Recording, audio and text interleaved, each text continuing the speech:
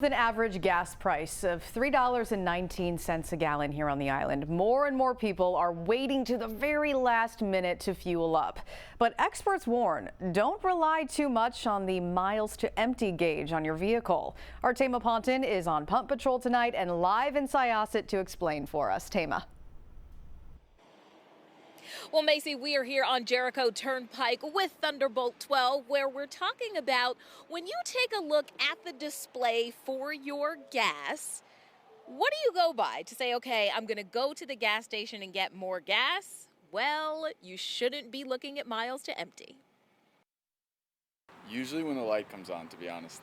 I don't like to go to E. I always like to make sure I'm at least a quarter above E, and then I go to the gas station. Those are just some of the reactions from people we spoke with today about a recent study from AAA that shows the accuracy of the miles to empty in most vehicles may not be reliable. And our testing found that that was sometimes wildly inaccurate.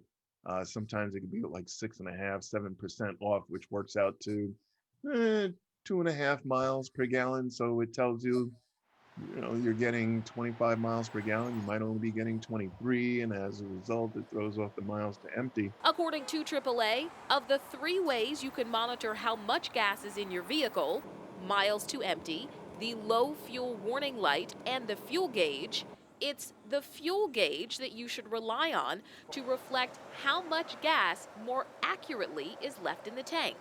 And you shouldn't let the fuel gauge get below a quarter of a tank. When you let your tank get down to empty or you get it too low, it can pick up the sediment and the junk that's in gasoline. When you get down to empty, it picks that stuff up. It can burn out your fuel pump. It can clog the fuel injectors in your engine, and your engine won't run well or might not run at all. But Sinclair says with gas prices the highest they've been since 2014, with a nationwide average of $3.15, he understands people are trying to get as much gas as possible out of the fuel in the tank. But if it does continue to rise, then eventually, it will start to get to me.